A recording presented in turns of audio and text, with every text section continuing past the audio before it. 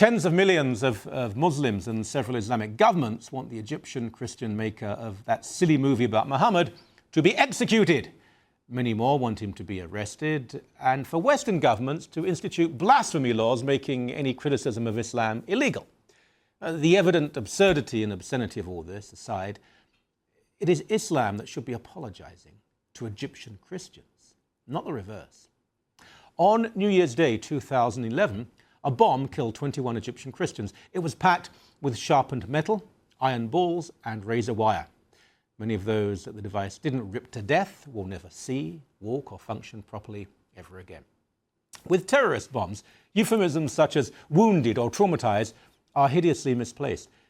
These are not, however, the only banalities being tossed around. Words like rare, surprise, and extremist seem absurd to those who know anything about the plight of Christians in Egypt. The list goes on and on. In January 2000, in El Kosher, Upper Egypt, another 21 Christians were killed in rioting by local Muslims, aided by the police. When authorities eventually reacted, they arrested more than 1,000 local Christians, many of whom were then tortured. There are numerous cases of Coptic Christian girls being kidnapped by Muslim gangs and then being forcibly converted and married to Muslim men. If they flee those marriages and try to return to their Christianity, they are killed as apostates. Church desecration is common, as are public burnings of Bibles and of Christian literature. There are also documented cases. There are documented cases of Christians being ritually crucified. The rape of Christian girls and the prolonged beating of children, some of them babies. These are not isolated incidents, but part of a recurring pattern, often ignored and in some regions actively encouraged by local officials. Nor is Muslim persecution of Christians confined, of course, to Egypt. In Saudi Arabia, it's effectively illegal to be a follower of Christ. In Iran, Christians face obvious discrimination, and in the Gaza Strip, they've been attacked. A Christian bookstore bombed, and Christian women threatened with acid thrown in their faces unless they covered their heads. In moderate Indonesia, in 2005, 3 Christian schoolgirls, remember, 3 Christian schoolgirls were beheaded by an Islamic gang. And while the government does often attempt to enforce the law in that country, there is a long history of anti-Christian hostility. Even in traditionally tolerant Syria, Jordan, and the West Bank, an increasing Islamic fundamentalism has made life difficult for the Christian minority. In relatively moderate Turkey, well, it was at least, seminaries have been closed down, priests and nuns have been murdered. In Cyprus, the occupying Turks have destroyed numerous Christian sites and holy places. Islamic apologists will point to certain Christians in positions of influence in these countries, deny that persecution exists at all, or more frequently argue that the accusations are propaganda, lies told by Christians and Jews in North America and in Europe. It's not so, it's not so, it's just not so. Look, the filmmaker in California may not be a good man. I don't know him. But do you think his anger at Islam came from some vacuum? Experience informs what we are and how we behave. And the reason so many fine, upstanding Egyptian Christians are so angry is because they have been treated like dirt. The innocence of Muslims? No.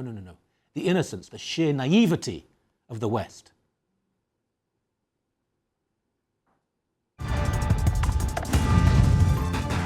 Just words in the monologue. All those terrible things are going on. Are they really happening? Let's have the physical example, the living proof of what is going on there. He's been on the show before, and I've interviewed him on my old show. It's always such a pleasure to have Father Zachariah Boutros with me. Welcome to you, sir. Thank you so much, and welcome. For those who don't remember, you are a controversial figure to many. You speak your mind about Islam. Yes. And the Islamic world reacts by saying, well done. Well, no, they don't. Yeah. Is there still a bounty on your head? Yes. There's about 60 million. 60 million? Yeah. It's going up all the time. But I am worthy for more than that, because Jesus Christ gave his blood, precious blood, for my life. Yes. So it is. I remember the first time I met you, and I think it was both Iran and Saudi Arabia where bounties on your head were coming. And I said, do you have any bodyguard? And you said, yes. You just pointed out. I prefer bodyguards who weigh 300 pounds and are armed. But anyway, yes. The film The Innocence of Muslims, I think we all agree, this film out of California, it's clumsy, it's silly. But first of all, part of what it says is not untrue. But even if it is untrue, so what? It was made by an Egyptian Christian. Do you know him, by the way? The man who made the film? Yeah. Yes, I know him because he is one of the Copts. Right. So I assume he is making this film out of anger because he's seen so much persecution of Christians in Egypt for so long. Look, the film is so poor, Yeah. but the facts in it are very correct. It's from their books. And I analyzed this promo of 13 minutes. It contains 19 scenes. And I brought every scene and commented where you can find these things in their books. But the only thing which is not true, the scene where he pictured Muhammad was beaten by slippers. It's not in their books. Right. That's why I was against that. We have to speak about facts. Right. So 19 scenes and 18 of them are true? Yes. It's from their books. Right. True from their books. And I gave the references of them in their books, in the Quran, Hadith, and the biology of Muhammad. This is very interesting. So we agree, obviously, it's badly acted and everything. It looks silly and looks bad. But it's not untrue, yet people have died, allegedly, because of the film. Yeah. We now have calls for blasphemy laws. You should be arrested for insulting. The filmmaker should be hanged. Extraordinary. Look, this reaction shows the whole world the reality of Islam is a religion of violence. So instead of answering in logic, discussing quietly, they made these reactions of violence because this is Islam. Why is it then that so few leaders of the world, newspaper editors, are willing to listen to what you and so many other people are saying? We don't want to attack ordinary Muslims, certainly not, but that Islam is not like other religions. There is a difference. Why is it that we speak out, but so few people are willing to listen? Islam is not like any other religion because there is no religion which urges people to kill others. Islam is the only religion which says that God told Muhammad to kill the non-Muslims. No, you convince them to come to your religion.